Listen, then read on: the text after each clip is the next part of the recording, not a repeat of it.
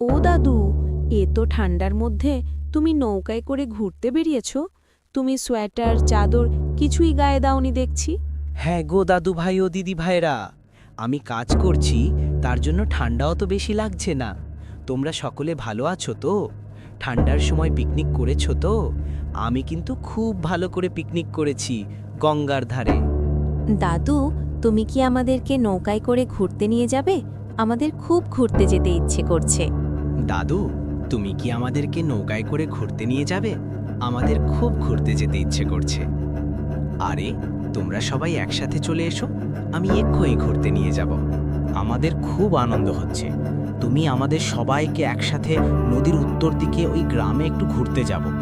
দাদু, ওখানে কারা থাকে? ওখানে তো আমাদের এখানকার মতো একটা মানুষের জনবসতি আছে।